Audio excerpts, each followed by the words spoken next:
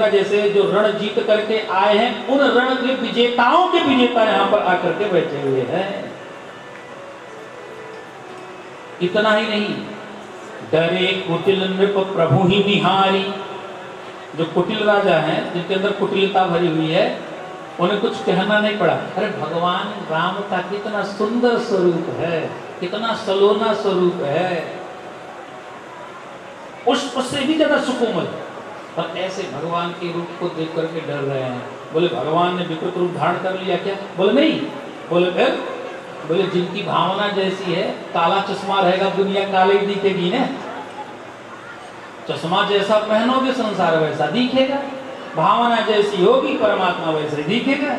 तो अंदर कुटिलता भरी पड़ी है।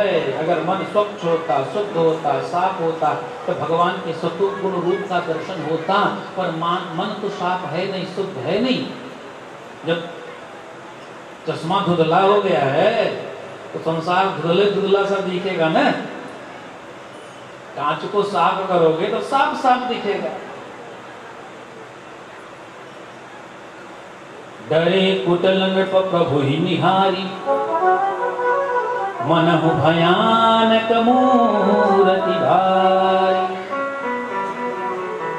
सुंदर लोगों को सुंदर स्वरूप, सहज लोगों को सहज स्वरूप, रसिक लोगों को रसिक जैसा स्वरूप, भक्तों को भगवान का दर्शन, तात्विकों को तत्व का दर्शन। योगिन परम तत्वमय देखा। योगियों ने देखा तो ऐसा लगा जैसे जिस तत्व को हम जंगल में ढूंढते हो तो हमारी आज जनकपुर में आकर के बैठा हुआ है। इस तरह से भगवान ने सबको दर्शन दिया है। सब लोगों ने भगवान के दर्शन किए हैं। और दर्शन करने के बाद जो है माता जानकी जी अब प्रवेश कर रही हैं रंगमंच की ओर।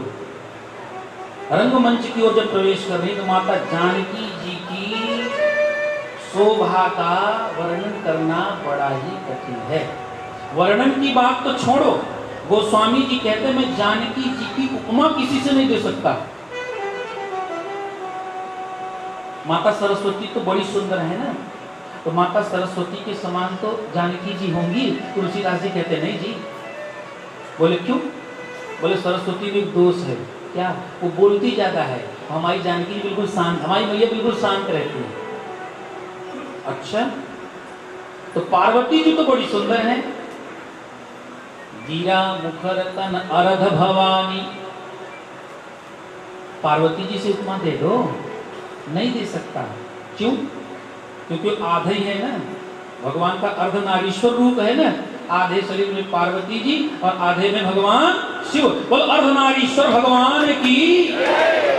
बोले अब कैसे हम उपमा दे दें? वो तो आधा ही है, हमारी मैया तो पूरी पूरी है, इसलिए उनसे उपमा नहीं दे सकते। तो लक्ष्मी जी से उपमा दे दीजिए। बोले नहीं दे सकते। बोले क्यों? लक्ष्मी जी में कोई कमी है? बोले लक्ष्मी जी में तो कोई कमी नहीं दिखती, वो तो भगवान की परम प्रिया है ना, भगवान विष्णु की, तो उनसे उपमा दे दीजिए। बोले नहीं दे सकते। बोले क्यों? बोले विषबारुनी बंधु प्रिय जेहि, विषबारुनी बंधु प्रिय जेहि, विषबारुनी बंधु प्रिय जेहि, विषबारुनी बंधु प्रिय जेहि, विषबारुनी बंधु प्रिय जेहि, विषबारुनी बंधु प्रिय जेहि, कहिय रमापति सिरि बर देहि, कहिय रमापति सिरि बर देहि, कहिय रमापति सिरि बर देहि, कहिय रमापति सिरि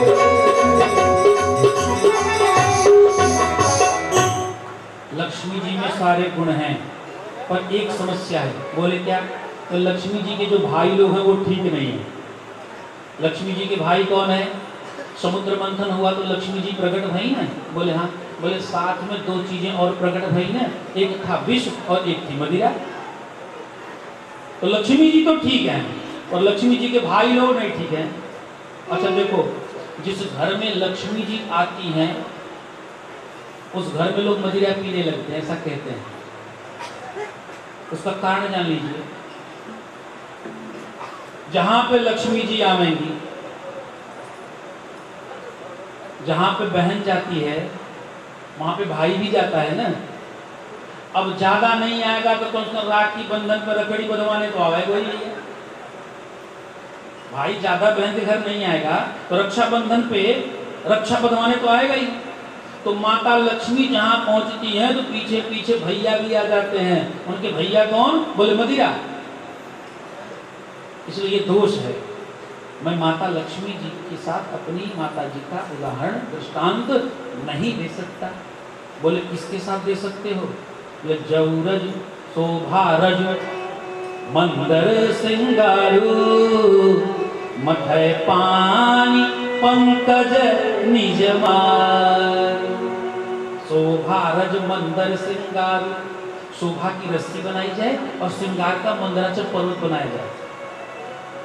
शोभारज मंदर श्रृंगारू। अच्छा तो बोले उस समुद्र मंथन में नारायण ने मिलकर के, देवता और दैत्यों ने मिलकर के समुद्र मंथन किया। बोले यहाँ पे देवता और दैत्यों को मिलकर के मंथन नहीं करना है। बोले फिर? बोले मथई मारी पंकज निज। यहाँ पे मंथन करने वाला कामदेव होना चाहिए। कामदेव मंथन करे। बोले कामदेव मंथन करेगा तो क्या होगा? बोले जब कामदेव मंथन करेगा तो जानकी जी निकलेगी, प्रकट होंगी। और जानकी जी प्रकट होंगी वो तो ठीक है, पर तुम कामदेव से मंथन क्यों करवाना चाहते हो? बोले कामदेव से मंथन इसलिए करवाना चाहता हूँ, जब समुद्र मंथन कामदेव करेगा उससे जानकी जी प्रकट होंगी। और जब जानकी जी प्रकट होंगी तो जानकी जी कौन भई? कामदेव की बेटी भई। और जब कामदेव की बेटी हो जाएगी तो कामदेव कदापि नहीं चाहेगा कि मेरी बेटी को कोई देखे। इसलिए मैं चाहता हूँ कि समुद्र मंथन फिर से हो और कामदेव के द्वारा करवाया जाए। यही विधि उपजई लक्ष्य जब सुंदरता सुख मूल, तदपि सकोच समेत कवि कहिय सीय समतुल। इस तरह से समुद्र मंथन हो, समुद्र मंथन से जो शोभा उत्पन्न हो, जो जानकी जी उत्पन्न होंगी, उन जानकी जी से मैं अपनी माता की उपमा तो दे सकता हूँ, पर सकोच संकोच करते करते दे सकता हूँ, खुल करके नहीं दे सकता, क्योंकि हमारी मैया इतनी सुंदर है। रंग भूमि जब सिय पगुधारी, रंग भूमि जब सिय पगुधारी, रंग भूमि जब सिय पगुधारी, रंग भूमि जब सिय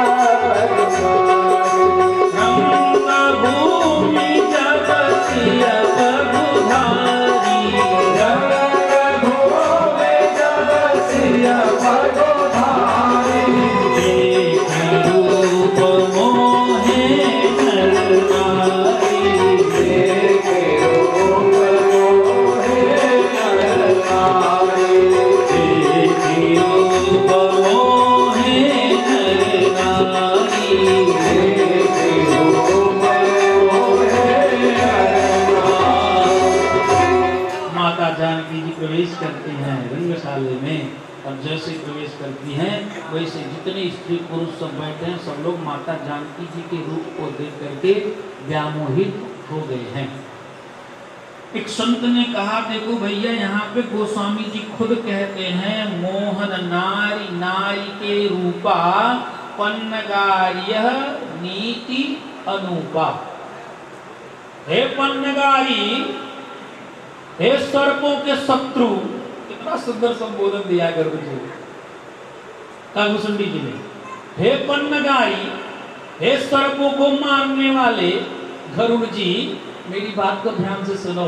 मोहन नारी नारी के रूपा, स्त्री कितनी भी सुंदर हो और दूसरी स्त्री उसकी सुंदरता को देख करके कभी व्यामोहित नहीं होती है।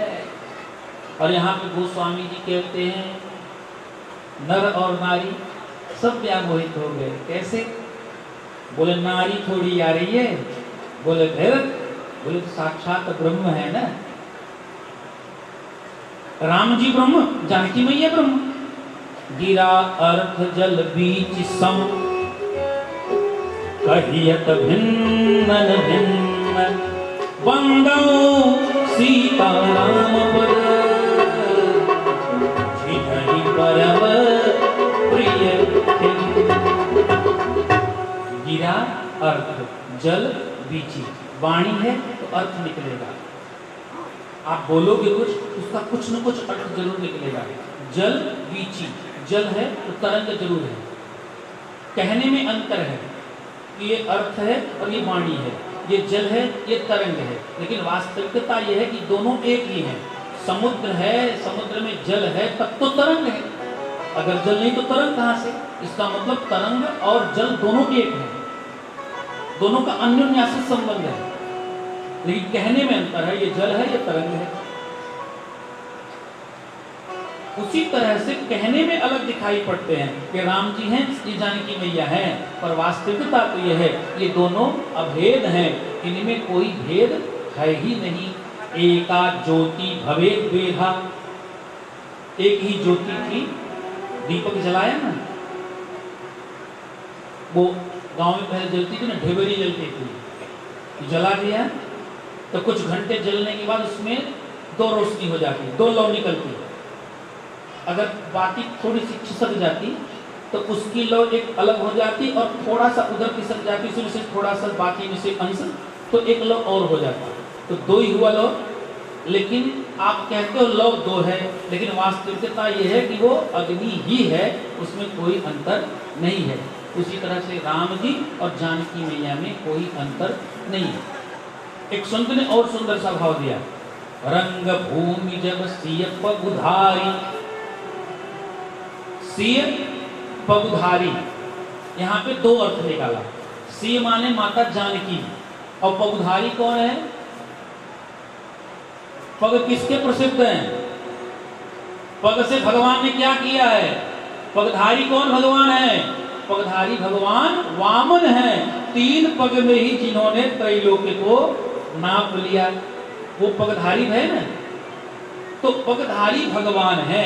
कहते हैं रंग भूमि जब सिय पगुधारी, मतलब माता जानकी जी भी आई हैं और राम जी भी आए हैं, तो राम जी को देख करके माताएं व्यामोहित हो गई, और जानकी जी को देख करके जितने राजा महाराजा बैठे हैं वो सब लोग व्यामोहित हो गए हैं। माता जानकी जी आ गई हैं। जनक जी ने आदेश किया है अपने बंदी जनों को कि मेरी प्रतिज्ञा सबको सुना दी जाए। बंदी जन आते हैं और बोलते हैं, भैया बोले बंदी बचन वर, सुनहु सकल महिपाल, पन विदेह कर कहनी हम, भुजा उठाई विशाल। प्रतिज्ञा को सुनाना आरंभ किया। देखो हमारे महाराज जनक जी ने प्रतिज्ञा की है, जो इस शिव जी के धनुष को तोड़ेगा उसी के साथ जानकी जी का विवाह होगा। हे राजाओं, मेरी बातों को ध्यान से सुनो। ये जो धनुष है ये है राहु की भांति, और आप लोग सब चंद्रमा के समान हो। जितने राजा महाराजा बैठे सब प्रसन्न हो गए, हमें तो चंद्रमा कहा जा रहा है। पर बंदीजन बता देना चाहते हैं आप चंद्रमा हो और ये राहु है। राहु क्या करता है? राहु चंद्रमा को ग्रस लेता है, इसलिए सावधान हो जाओ। ये जो धनुष है ये तुम सब लोगों को ग्रस लेगा, इसलिए मिथ्याभिमान करके अपवाद को झेलने के धनुष तोड़ने का प्रयास मत करना। बंदीजन पहले ही कर रहे हैं लेकिन नहीं माने लोग। और जितने अभिमानी राजा थे, हम ही धनुष तोड़ेंगे, हम तोड़ देंगे, हमने ये युद्ध जीता, हमने वो युद्ध जीता, हमने उस समुद्र पे अधिकार कर लिया। लेकिन जो सुंदर राजा थे, जो साधु राजा थे, जिनके मन में भगवान की भक्ति थी, उन्होंने भगवान को प्रणाम किया है और शांत हो गए। कुटिल राजा जो थे, दुष्ट राजा जो थे, वो धनुष तोड़ने का प्रयास करने लगे। परिकर बांध उठे अकुलाई, चले इष्ट देवन सिरनाई। एक राजा खड़ा हुआ, धनुष तो हम ही तोड़ेंगे। परिकर बांध उठ करके कमर में अपने पीतांबर को बांधता है। चले इष्ट देवन सिरनाई, अपने इष्ट देव को प्रणाम किया और प्रणाम करके आगे बढ़ा, धनुष तोड़ने के लिए गया, पर एक तिल भी धनुष को नहीं उठा सका, हिला नहीं सका, वापस चला आया। दूसरा कहता है कैसे हो, नाक कटा के आ गए, धनुष नहीं तोड़ पाए, अभी मैं तोड़ देता हूँ। कहा हाँ जाओ, तुमसे ही टूटेगा, और किसी से टूटने वाला भी नहीं है। दूसरा वाला गया, बहुत प्रयास किया, फिर वापस आ जाता है। एक ने पूछा ये राजा महाराजा आते हैं चले जाते, धनुष क्यों नहीं टूटता है? बोले क्योंकि एक जब धनुष तोड़ने के लिए जाता है तो पीछे से 1000 लोग कहते हैं ना इससे धनुष न टूटे तो ठीक है। बोले क्यों? बोले ये तोड़ देगा तो हमारा नंबर आएगा ही नहीं। इसलिए हे महाराज कृपा करना, हे हमारे इष्ट देव जी कृपा करना, हम जब तक न धनुष के पास पहुंचे तब तक धनुष टूटना नहीं चाहिए। अब एक राजा तो धनुष तोड़ने के लिए जा रहा है और 100 राजा पीछे से भगवान से स्तुति कर रहे हैं, देखो टूटने न पावे। तो बताओ भगवान किसकी स्तुति सुनेंगे, 100 की सुनेंगे या 1 की सुनेंगे? जितने लोग हैं सब लोग जाते हैं, अहंकार से भरे हुए हैं। देखो अहंकार के द्वारा अहंकार को नहीं तोड़ा जा सकता। राजा अहंकारी हैं, भगवान शिव अहंकार शिव बुद्धि अज मनस चित्त महान। भगवान शिव साक्षात परब्रह्म परमात्मा के अहंकार स्वरूप, धनुष भी अहंकार स्वरूप, राजाओं का बल भी अहंकार स्वरूप। अब अहंकार पे चढ़ करके अहंकार को नहीं तोड़ा जा सकता। एक राजा था, उसने एक ऋषि को निमंत्रित किया, महाराज आज हमारे घर आप प्रसादी पाने के लिए आइए। ऋषि जी ने कहा ठीक है आएंगे। तो ऋषि जी के आने के लिए उसने एक सुंदर व्यवस्था कर दी है, रथ भेज दिया है, रथ पे बिठा करके ऋषि जी को लाया गया। राजभवन के दरवाजे से लेकर के ऋषि जी जहाँ प्रसादी पाएंगे वहाँ सुंदर सुकोमल मखमली गद्दे बिछा दिए गए।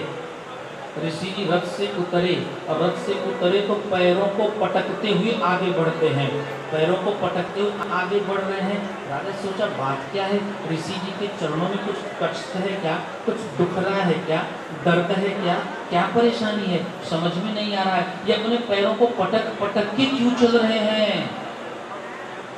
राजा पहले नहीं बोला। ऋषि जब सिंहासन पे जाके बैठ गए तो राजा ने पूछा क्षमा करना महाराज आपके पैरों में कोई वेदना है क्या? बोले नहीं तो पैरों को पटक पटक के क्यों आ रहे थे? बोले राजा तेरे अंदर कहीं अभिमान न हो। बोले ऋषि जी का बड़ा स्वागत किया, रथ पर बुलाया, सुंदर मखमली गद्दे दिए हमने, तो मैं पैरों को पटक करके नहीं चल रहा था। बोले फिर? बोले मैं तुम्हारे अभिमान को तोड़ रहा था। राजा ने हाथ जोड़ करके निवेदन किया महाराज क्षमा करना। बोले क्या आप मेरा अभिमान तोड़ रहे थे? अच्छी बात, आप संतों के द्वारा ये होना चाहिए, लेकिन महाराज कहीं मेरे भोग विलास के अभिमान को तोड़ने में आपके अंदर त्याग का अभिमान तो नहीं है? अगर मेरे अंदर भोग विलासिता का अभिमान है तो आपके अंदर बड़ा त्याग का अभिमान नहीं होना चाहिए। अगर आप त्याग के अभिमान से नीचे उतरेंगे तभी आप हमारे भोग विलासिता के अभिमान को तोड़ सकते हैं, और नहीं तो तोड़ना बड़ा कठिन है। एक व्यक्ति को पाटा दे दो आप पीड़ा, और पाटा देने के बाद कहो कि भैया इस पे आप बैठ जाओ, आप बैठ गया वो। अब बैठने के बाद कह दो इससे पर से उतरो भी ना और पाटा को उठा के सिर पे रख लो, तो क्या करेगा वो? उतरेगा नहीं तो पाटा सिर पे जाएगा कैसे? संभव है? बोले नहीं। बोले जिस तरह से पाटा पे बिना उतरे पाटे को सिर पे रखना संभव नहीं है, उसी तरह से अभिमान पर चढ़ करके अभिमान को तोड़ना भी संभव नहीं है। इसलिए सारे राजा अथक प्रयास करते हैं पर कोई धनुष को नहीं तोड़ पा रहा है। जब नहीं कोई तोड़ पाया तब जनक जी ने देखा है लक्ष्मण जी, और लक्ष्मण जी को देख करके जनक जी बोलना शुरू कर दिए। अब जानी को माथे भट अब जानी को माथे भट माए अब जानी को माथे भट माए अब जानी को माथे भट माए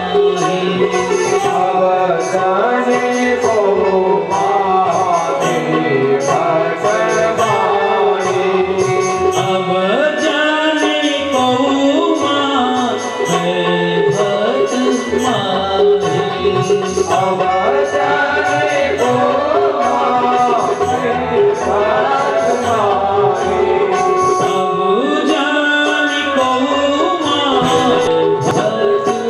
जाने को माथे भट माए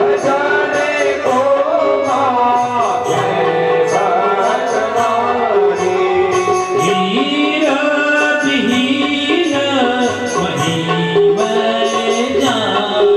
जाने को माथे भट माए अब जाने को माथे भट माए वीर विहीन महिम जानी वीर विहीन महिम जानी अब जनिको माखे भट माही माखे माखे माने स्वाभिमानी अब जनिको माखे भट माही जनक जी कह रहे हैं जितने वहां राजा महाराजा बैठे हैं सब, लेकिन देख रहे हैं लक्ष्मण जी। अब जनिको माखे भट माही, कोई स्वाभिमानी राजा यहाँ पे नहीं बचा है। वीर विहीन महिमय जानी, मैं जान गया कि पृथ्वी वीर विहीन हो गई है, कि वसुंधरा पे वीर नहीं रह गए हैं। तजौ आस निज निज गृह जाहू, लिखान विधि वैदेही। आप लोग जाओ महाराज, हमने बड़ी गलती की, जो इस धनुष को तोड़ेगा उसी के साथ जानकी जी का विवाह मैं करूंगा, ऐसी प्रतिज्ञा करके मैंने बहुत बड़ी गलती की। मुझे तो पता ही नहीं था कि संसार वीरहीन हो चुकी है, नहीं मैं ऐसी प्रतिज्ञा करता ही न। अब आप लोग अपनी अपनी आशा को त्याग करके जाओ। और हम समझ यही लेते हैं कि ब्रह्मा जी ने हमारी बिटिया के मस्तिष्क में विवाह रेखा दी ही नहीं है, इसलिए आप लोग जाओ। और जैसे लक्ष्मण जी को देख करके जनक जी बोले, वैसे माथे लखन कुटिल भई भौ है। स्वामी लक्ष्मण जी की आंखें बिल्कुल कुटिलता के साथ चरमरा गई, उठ करके खड़े हो गए। अरे कही जनक जस अनुचित बानी, विद्यमान रघुकुल मणि जय। जनक क्या बोल गया? जिस सभा में रघुवंशी बैठे हो और रघुवंश के मणि बैठे हैं, राम जी बैठे हैं, वहां पे आपको ऐसे शब्द शोभा नहीं देते। आप अपने शब्द वापस ले लीजिए। हे प्रभु राम जी, आप हमें आदेश करो, कहो तो इस पूरे ब्रह्मांड को एक कच्चे घड़े की तरह फोड़ देता हूँ, कहो तो मूली की तरह मसल देता हूँ। क्या समझ रखा है आपने मुझे? एक कुटिल राजा ने दूसरे से कहा, हे बोले क्या? बोले चल भाग चलते हैं घर। बोले काहे लिए? बोले देखा नहीं कह रहा काचे घट जी बोलो डाली, कच्चे घड़ी की तरह पूरा ब्रह्मांड फोड़ दूंगा। बोले तो? बोले भाग चलते ना। बोले घर जाके क्या करेगा? अरे ये तो कह रहा पूरा ब्रह्मांड ही तोड़ेंगे, तो तेरा घर ब्रह्मांड के बाहर है क्या? जब पूरा ब्रह्मांड टूटेगा तो तेरा घर भी टूटेगा। यहाँ रहेगा तो भी मरेगा, घर जाएगा तो भी मरेगा, पर यहाँ रहेगा तो कम से कम इतना तो देख लेगा धनुष टूटा कि नहीं टूटा। हाँ अरे तूने तो ठीक है कहा। अच्छा यहाँ पे जनक जी बोले राम जी नहीं खड़े हुए, राम जी खड़े नहीं हुए। राम जी बड़े हैं ना, राम जी खड़ा होना चाहिए था, राम जी नहीं खड़े हुए, लक्ष्मण जी खड़े हो गए। क्यों खड़े हो गए?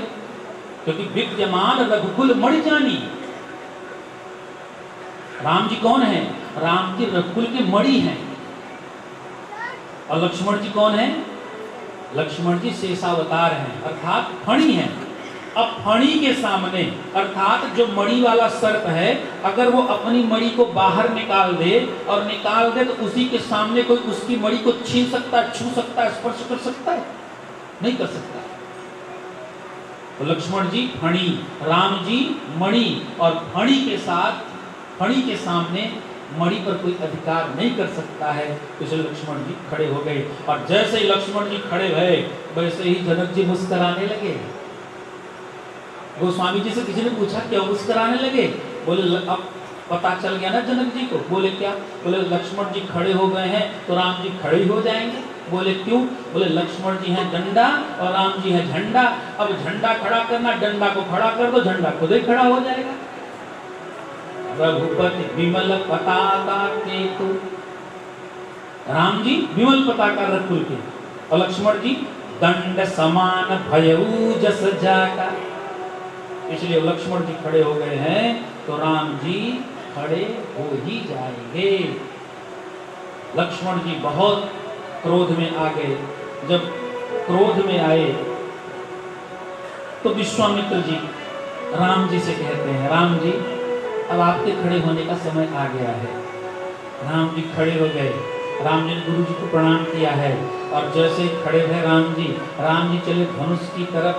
वैसे ही सुनैना जी देखती हैं और सुनैना जी देख करके विचार करने लगती हैं, अब ये बालक कैसे धनुष तोड़ सकता है? ये धनुष नहीं तोड़ सकते हैं। इनका स्वरूप इतना सुंदर है, ये इतने छोटे हैं। इतने बड़े बड़े राजा महाराजा आए, कुछ लोगों ने तो परिश्रम किया और कुछ लोग तो बिना परिश्रम के ही चले गए। रावण, बाणासुर आदि, इन्होंने तोड़ने का प्रयास भी नहीं किया, साहस भी नहीं किया। ऐसे उस धनुष को ये छोटे से बालक कैसे तोड़ देंगे? महारानी सुनैना के सखियों ने समझाना आरंभ किया। देखो महारानी जी, छोटे को देख करके ऐसा अनुमान नहीं लगाना चाहिए। सूर्य देखने में कितना छोटा है पर पूरी दुनिया को प्रकाश प्रदान करता है। महर्षि कुंभर जी को तो जरा देखो ना, कहाँ से पैदा भये? घड़े से पैदा भये। उन्होंने क्या किया? बोले सागर जैसी राम कथा को उन्होंने सुना दिया है। कई दृष्टांत दिए और कई दृष्टांतों को देने के बाद भी सुनैना की समझ में बातें नहीं आई। सखियों ने सोचा सुनैना समझती क्यों नहीं है? हर बात समझ में आई, ये तो रानी है ना, तो रानी को राजसिक दृष्टांत देने चाहिए। ये तो तात्विक दृष्टांत हम दे रहे थे, इसलिए सखियों ने राजसिक दृष्टांत दिया। महारानी काम कुसुम धनु सायकली है, काम कुसुम धनु सायकली है, काम कुसुम धनु सायकली है, काम कुसुम धनु सायकली है, काम कुसुम धनु सायकली है, काम कुसुम धनु सायकली है, काम कुसुम धनु सायकली है, काम कुसुम धनु सायकली है, काम कुसुम धनु सायकली है, काम कुसुम धनु सायकली है। सकल भुवन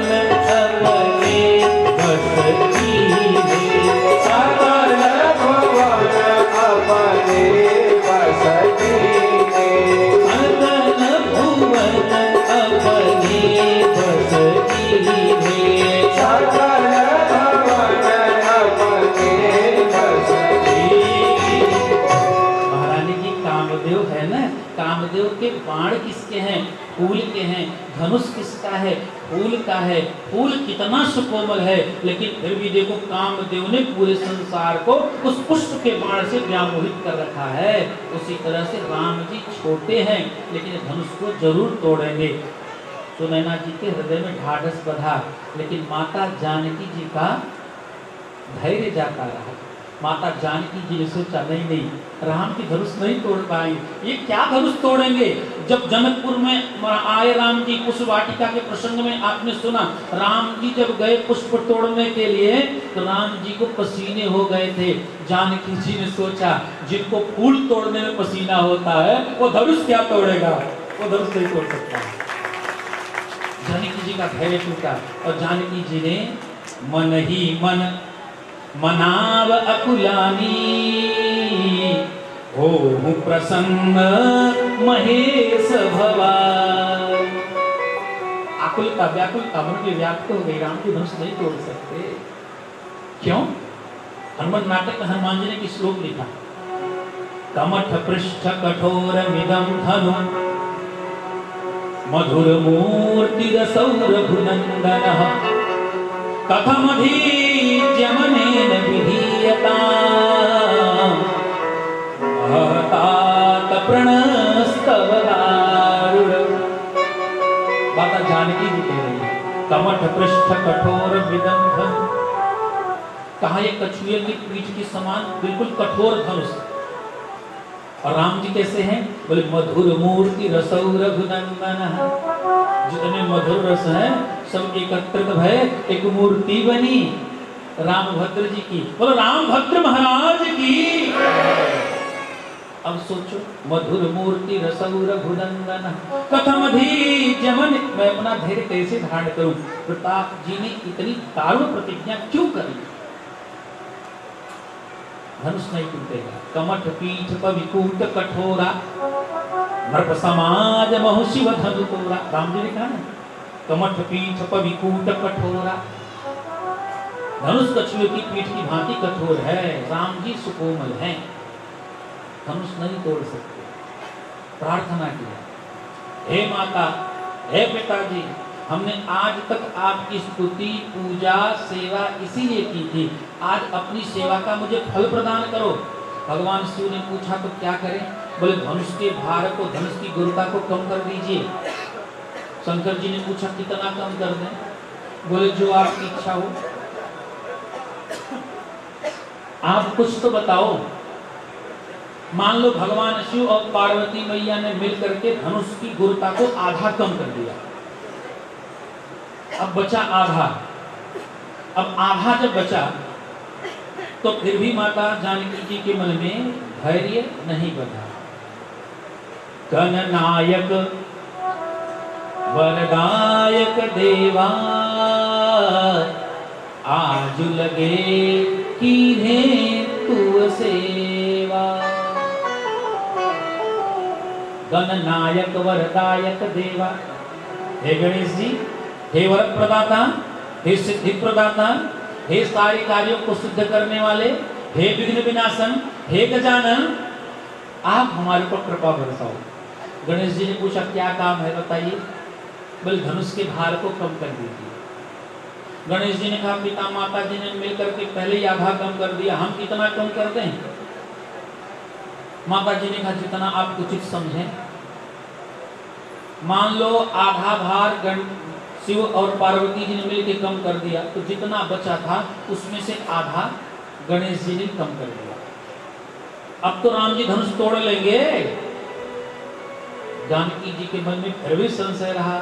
निज जड़ता लो गन पर डाली, निज जड़ता लो गन पर डाली, निज जड़ता लो गन पर डाली, निज जड़ता लो गन पर डाली। ओ हरु रघुपति बिहारी, ओ हरु रघुपति बिहारी, ओ हरु रघुपति बिहारी, ओ हरु रघुपति बिहारी। माता जानकी ने धनुष से कहा है धनुष अब तू तो मेरी स्तुति सुन ले। इतने दिनों तक मैंने आपकी सेवा की।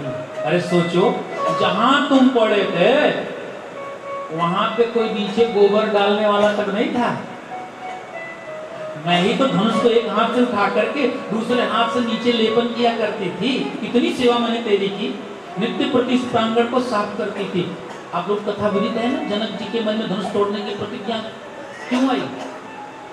जानकी जी ने बाएं हाथ से धनुष उठा लिया और दाहिने हाथ से लेकर करना आरंभ कर दिया। जनक जी ने देखा अरे तो धनुष को उठा लेती है, तो जो धनुष को तोड़ेगा उसी के साथ जानकी जी का विवाह होगा। जानकी जी कहती मैंने तेरी कितनी सेवा की, आज अपनी गुरुता को कम कर दो ना। धनुष ने पूछा ठीक है मैया बता कितना कम कर दे? बोले हो हरु हल्के हो जाओ। धनुष जी ने पूछा कितने हल्के हो जाएं? बोले हल्के हो जाओ। अरे कितने हल्के हो जाएं?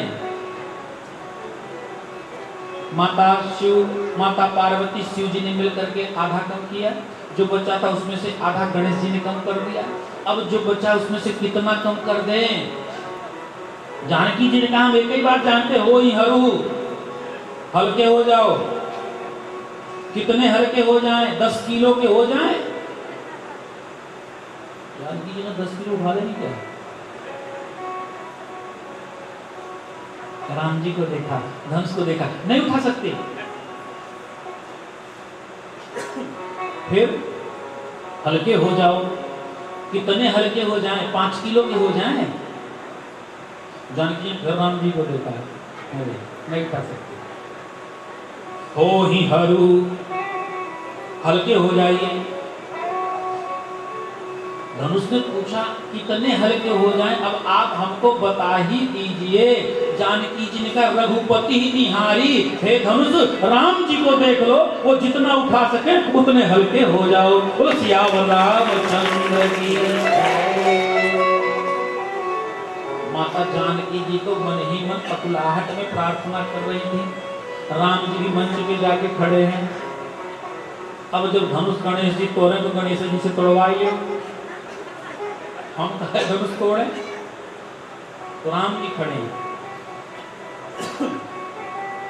राम जी कहते हैं मैं भक्तों के मनोरथ को तब सिद्ध करता हूं जब भक्त चतुर्दिक से अपने मन को खींच करके मेरे चरणों से जोड़ता है।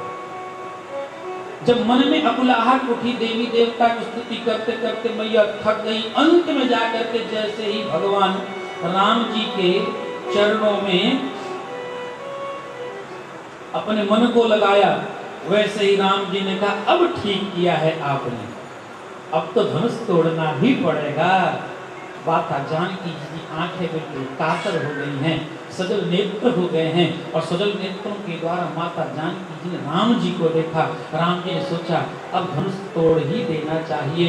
बहुत देर हो गई, जानकी जी बहुत देर से प्रतीक्षा कर रही हैं, अब धनुष तोड़ना चाहिए। और जैसे ही विचार किया, गुरु ही प्रणाम मन ही मन कीन्हा, गुरु ही प्रणाम मन ही मन कीन्हा, गुरु ही प्रणाम मन ही मन कीन्हा, गुरु ही प्रणाम मन ही मन कीन्हा, अति लाघव उठाई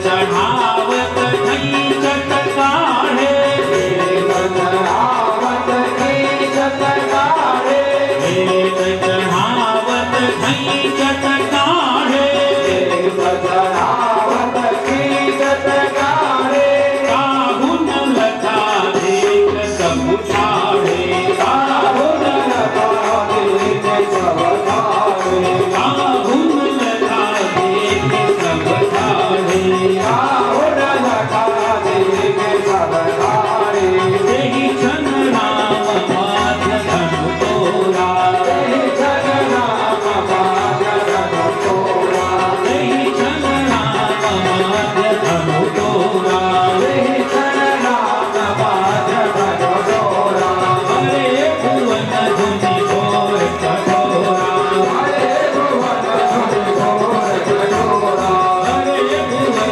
धुनि घोर कठोरा, हरे भुवन धुनि घोर कठोरा।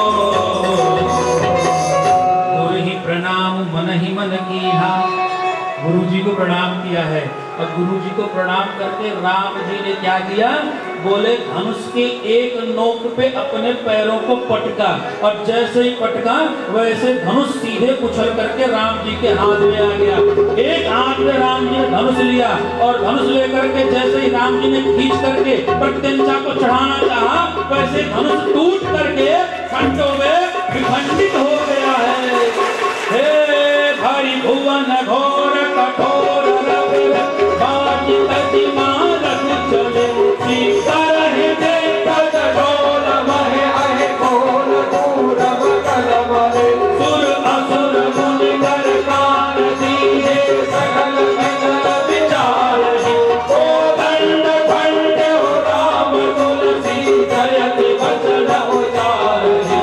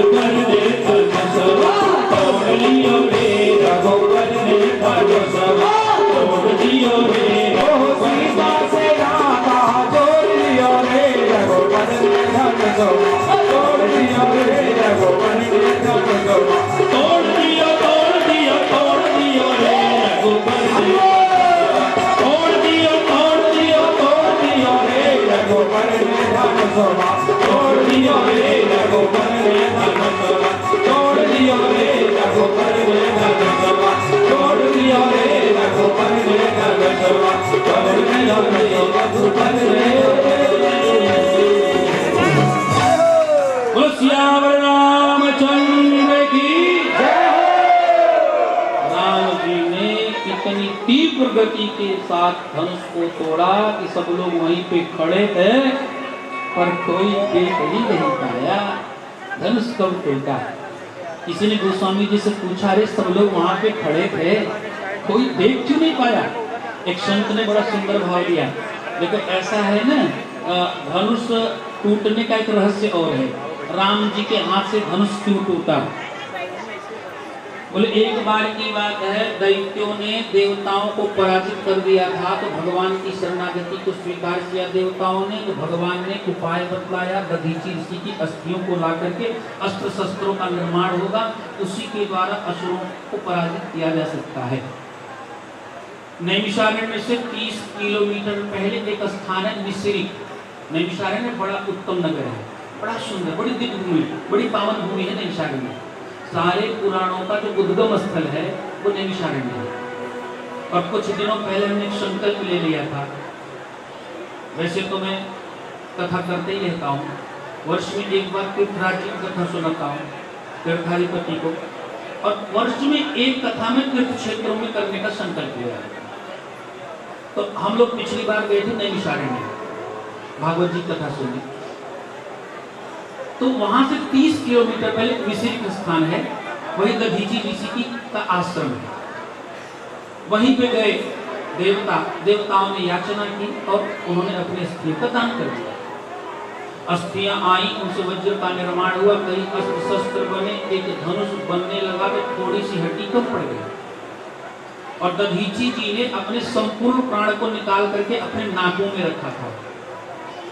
वो चाहते थे कि मैं जीवित रहूं, मैं पूरी आयु भोग करके तब जाऊं, मैं पुनर्जन्म लेना पड़ेगा। इसलिए उन्होंने अपने समस्त प्राणवायु को खींच करके नाक में डाल दिया था। धनुष बनाते समय जब छोटी सी हड्डी कम पड़ गई तो विश्वकर्मा जी ने वही नाक की हड्डी को उठा करके धनुष में जोड़ दिया, तो धनुष पूरा हो गया, नाम पड़ गया पिनाक। उसका नाम क्या पड़ा? पिनाक।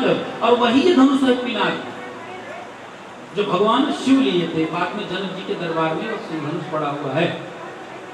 तो टूट गया, बोले तोड़ने की आवश्यकता ही नहीं पड़ी। बोले फिर, बोले जैसे ही राम जी ने धनुष हाथ में लिया वैसे ही दधीचि जी ने कहा, अब राम जी ने हमारा स्पर्श कर लिया, अब संसार में रहने की आवश्यकता नहीं है, अब तो हमें यहाँ से चले जाने चाहिए। तो दधीचि जी के प्राण उसमें से निकल गए और धनुष स्वतः टूट गया है। बोलो सियावर रामचंद्र की।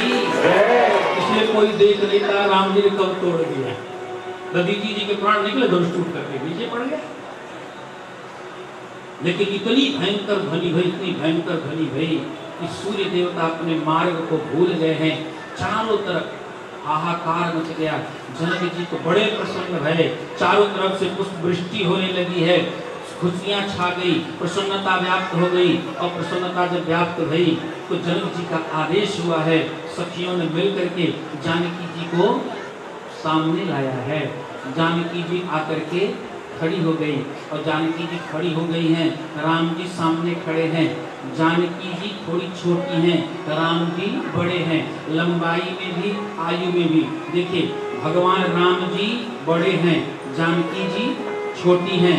कृष्ण कथा में कृष्ण जी छोटे हैं, हमारी किशोरी जी बड़े हैं।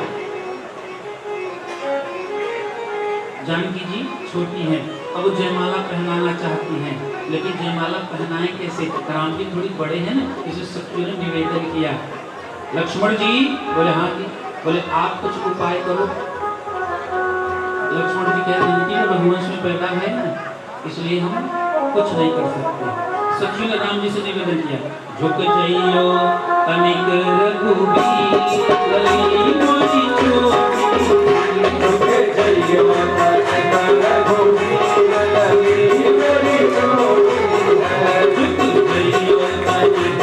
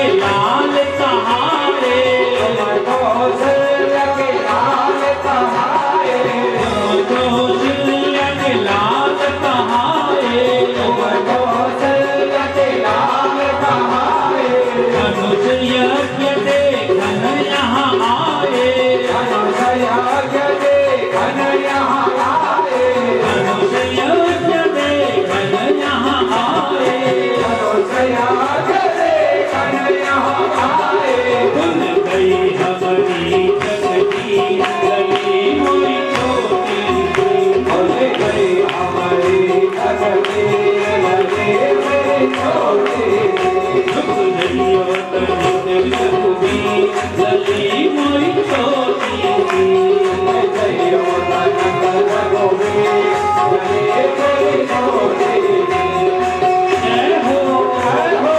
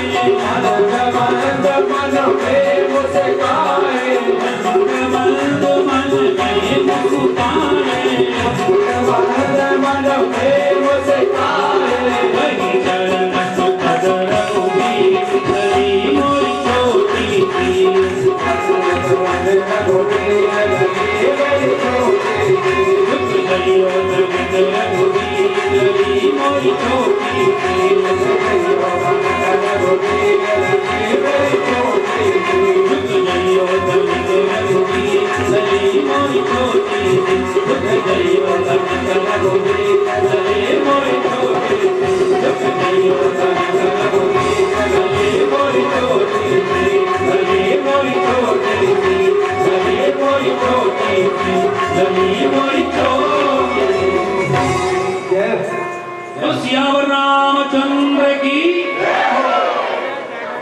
सखियों ने राम जी से बड़ी स्तुति गाई। अब तो थोड़ी झुक जाओ। हमारी सखी जी वरमाला पहनाए। राम जी ने कहा रुको रुको, अभी नहीं। क्यों? क्योंकि माता जी की बात याद आ गई। माता जी ने कहा था कि पहली बार पत्नी के सामने मत झुकना। अगर पहली बार झुक गए तो जीवन भर झुकना पड़ेगा। तो राम जी कहते हैं हम झुकने वाले नहीं है पहली बार। माता जानकी जी वरमाला लिए खड़ी हैं, राम जी खड़े हैं। सखियों ने सोचा ऐसे काम चलने वाला नहीं है। राम जी से किसी ने पूछा आप झुकते क्यों नहीं हो? झुक तो जाओ। राम जी कहते हैं रघुवंशी हैं, हम झुकने वाले नहीं। भाई बैठी ठीक है। सखियों ने विश्वामित्र जी से बात किया मन ही मन। विश्वामित्र जी हाँ जी। बोले नहीं अपने शिष्य से कह दो थोड़ी झुक जाए, हमारी सखी जी वरमाला पहनाए दें। बोले ऐसा है कि देखो भाई, अब राम जी को ला करके धनुष तोड़वाने की जिम्मेदारी हमारी थी, तो हमने कर दिया। अब बाकी काम गृहस्थियों का है, वो अपना करें, वरमाला वगैरह डलवाए, हमसे क्या लेना देना, हम साधु महात्मा ठहरे। सखी ने सोचा दिन से भी काम नहीं बनने वाला। लखनलाल जी से कहा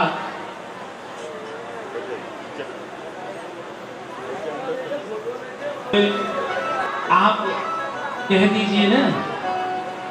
बोले किससे? बोले राम जी से। बोले क्यों कह दें? बोले कह दें झुक जाए थोड़ी सी।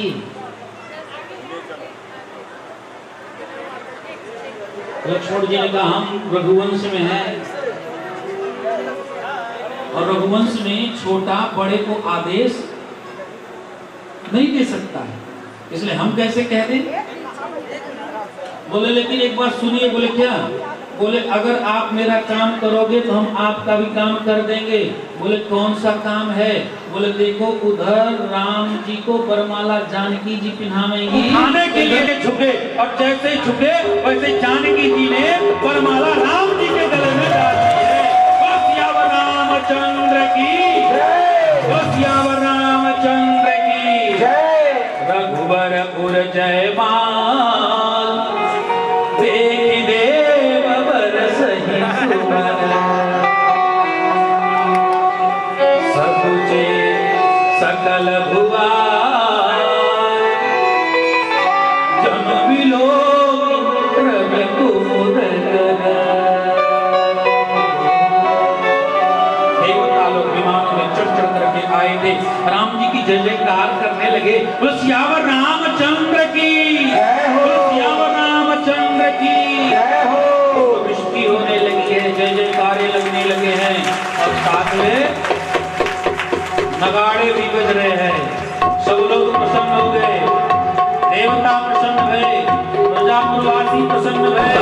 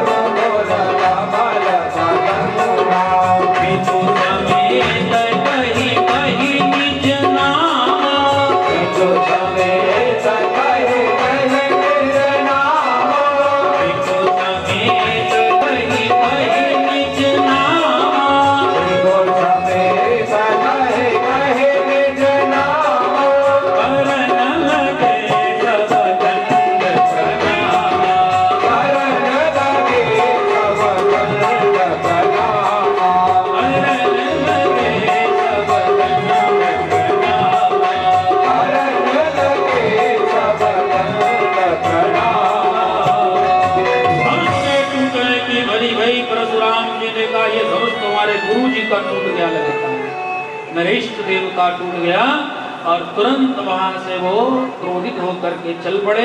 महाराज जनक जी के सभा में प्रवेश करते हैं और जैसे जनक जी के सभा में प्रवेश करते से जितने राजा थे वो सब कुटिल राजा खड़े हो करके अपना नाम, अपने पिताजी का नाम, परिचय, गोत्र का उच्चारण करते हुए सामने आके दंड प्रणाम कर रहे हैं। वो